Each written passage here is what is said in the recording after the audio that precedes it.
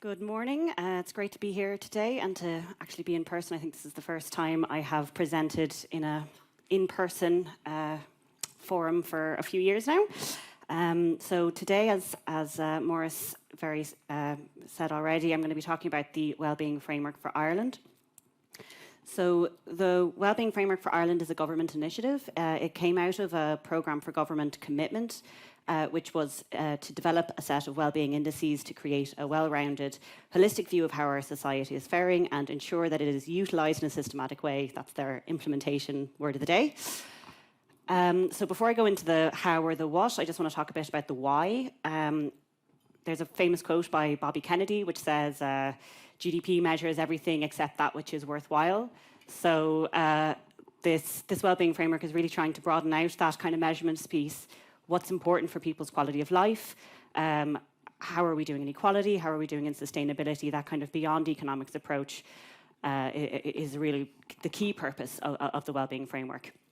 Another thing that it does is it looks at outcomes. So it's not talking about inputs, it's talking about outcomes, which should hopefully support working cross-sectorally. This conference today is the exact kind of thing that I'm talking about here, and actually I use this healthy environment space a lot as an example of this, where you find an outcome that's important for multiple different sectors. In this case, a healthy environment is important for the environment sector, it's important for the health sector, and that way you get those, as Laura said, co-benefits. You can share resources, and you can work cross-sectorally towards a one desirable outcome. And then finally, just as a bit more of a kind of wonky piece, it should support a broader evidence base, because you're focusing on different types of data that might not normally be discussed in the kind of normal economic space. It can find where there's data gaps. It can find where there's maybe long lead-in times or not as current data as you would like, and hopefully support data improvements in those spaces. So in terms of the development of the framework, I'm just going to tell you quickly how it was done. So it's been led by the Department of the Taoiseach and with the sponsor departments of Department of Public Expenditure and the Department of Finance. So it's really important that we've had those central economic departments who are kind of leading the development of the framework. We've had a huge amount of progress in just under 2 years. It kind of started early 2021. It's been developed in a phased basis. So the first phase, which kind of ran up until the summer of 2021, involved a stakeholder and expert consultation, which was led by the National Economic and Social Council. It included the foundation of an interdepartmental group, which still is meeting today, which involves pretty much every department in the government. And then also a lot of discussions with CSO, along with other key actors, including the EPA, including the Department of Health, and indeed a colleague from ESRI, so everyone here has been involved to identify those indicators. So the outcome of that phase was a published report which set out a vision, a conceptual framework, and a static dashboard. We moved on then to phase 2, which had a second phase of consultation. This was really testing those things that we set out first with the broader public, with stakeholders again, and then also with some kind of key interest groups. The CSO published their interactive dashboard, which is hosted on their website. I'll talk a bit more about that in a bit. We published our wellbeing portal, which kind of brings together all of this information and related initiatives. And then a few pieces of research, but two in particular I want to mention, were conducted. The Department of Finance did one on sustainability, which was trying to make sure that sustainability was included and at the heart of this framework. And then secondly, the National Economic and Social Council did some work on, they reviewed 3 kind of best practice countries on how they would have embedded their own initiatives into government. So again, there was a published report in June of this year, which refined the various outputs and kind of set out a few key steps of how we're going to take this forward, which again I'll talk about in a little bit. So this is kind of my little flow chart about what's involved, what's in the framework. So I'm just going to go through each of them. The first one is the overall vision. the high level, the high level of that is enabling all of our people to live fulfilled lives now and into the future. We've got that a bit more in detail, which is a kind of, we call them the goals, but they're probably still a bit of a vision, but enable people to have purposeful lives that support good physical health, physical and mental health, enabling the development of skills across the life cycle and providing a good standard of living. Ensure a sustainable sense of place, including an appropriate and safe place to live, and protection of Ireland's environment, climate and biodiversity. And preserve balance, inclusivity and equality of opportunities across society with open and effective government, empowering families, friends and communities to grow, connect and meaningfully engage. So that's the high-level vision, and then we have the conceptual framework, and this is trying to just be as comprehensive as possible of what's important for quality of life, very, very broadly. And so this is what we've come up with in our latest report. I hope everyone can see it. So we have 11 dimensions. It's modeled after the OECD well-being framework, and we've just molded it a little bit for the kind of Irish audience, or the Irish context. So there's 11 dimensions. They cover a lot of different things, including, you'll see that it's the white bold at the top, so environment, climate, biodiversity. We have mental and physical health. We have work and job quality, income and wealth, connections, community and participation. And then underneath those, we have just a few kind of things to put a bit more detail on it, and we go into a lot more detail in the report. So for example, on the environment, climate and biodiversity, we have environmental quality, human impact and the experienced environment. It's a mix of subjective and objective, and that's very important for us as well. There's two cross-cutting themes, which is sustainability and equality.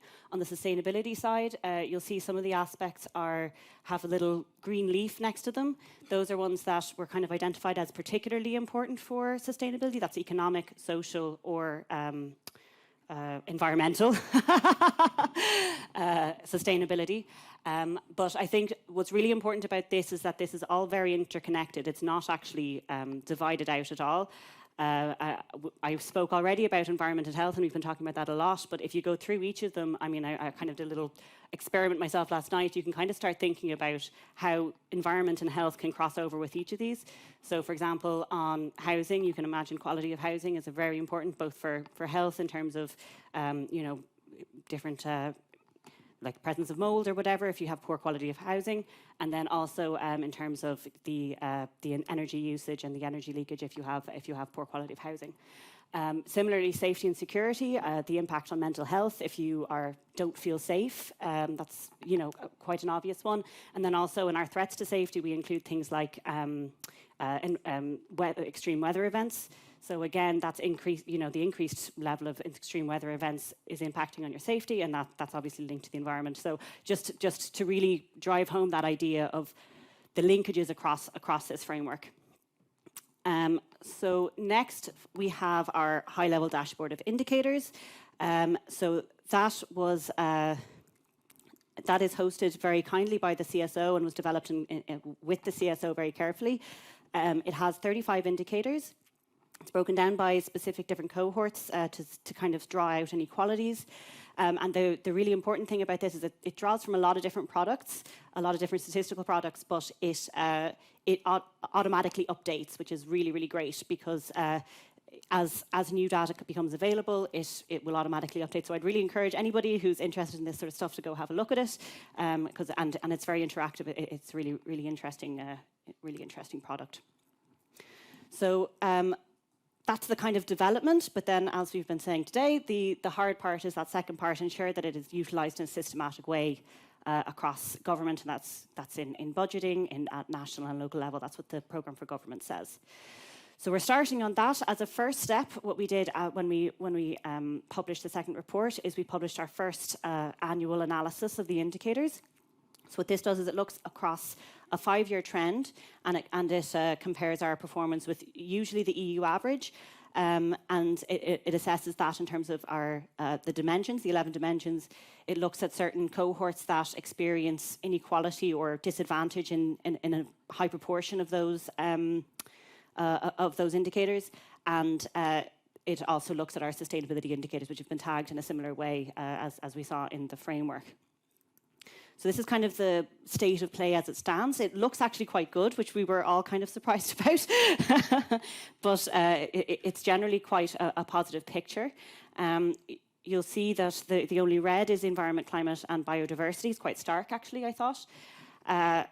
In terms of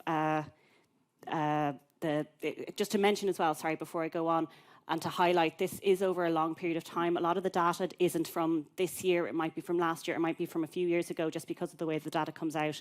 So we're really using this as a picture of the longer term, medium term progress in Ireland. It's not about the cost of living crisis, it's not about specific points in time, it's about kind of a high level, medium term view. You'll see the little dots on the top, those are our sustainability indicators. So again, they tend to be quite good, except again for the environment, climate and biodiversity.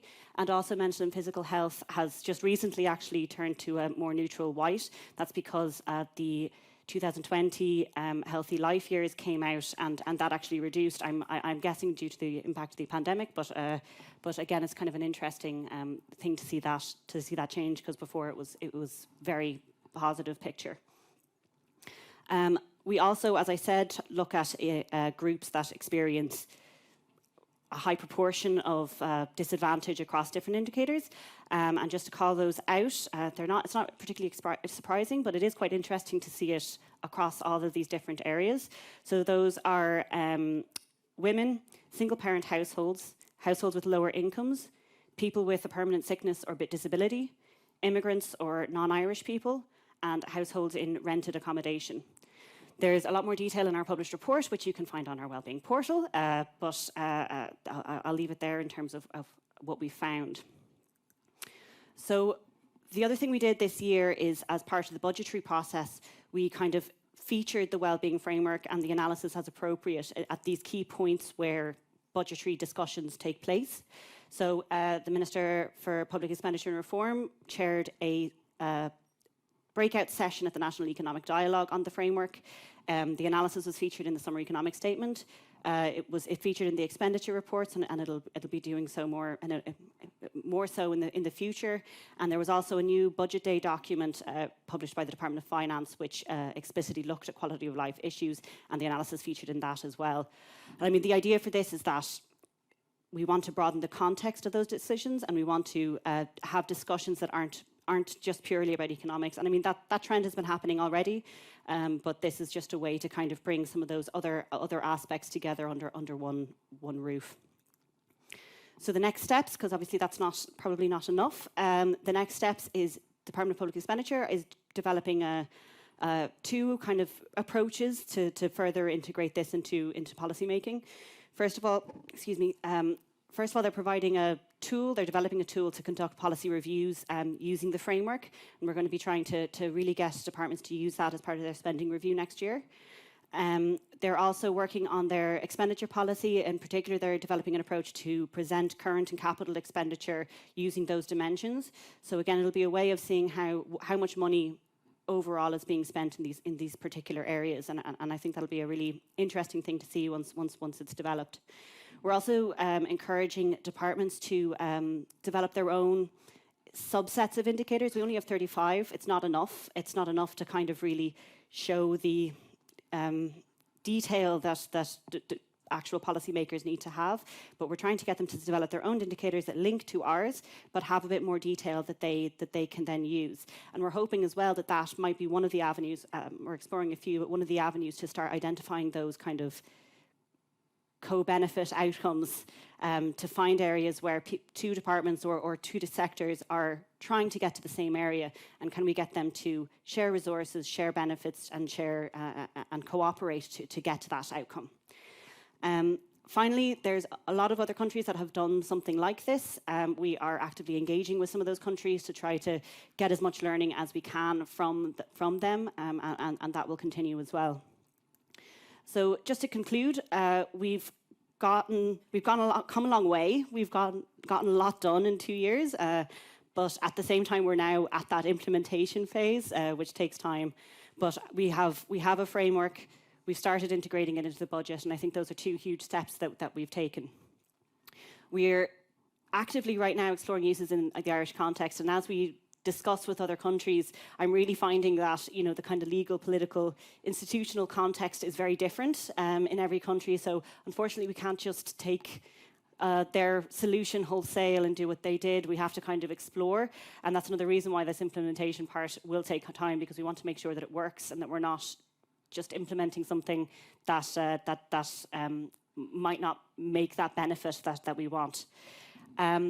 Finally, this is a kind of a new initiative. It's a new way of working. It's a new way of thinking about things in this country. So we're really interested to hear from people, hear what you think about it, to hear if you think if there's a use for yourselves, or what you think if there's something missing, anything like that. We're really happy to hear from you guys. So obviously, I've already plugged the Wellbeing Portal, but there it is again.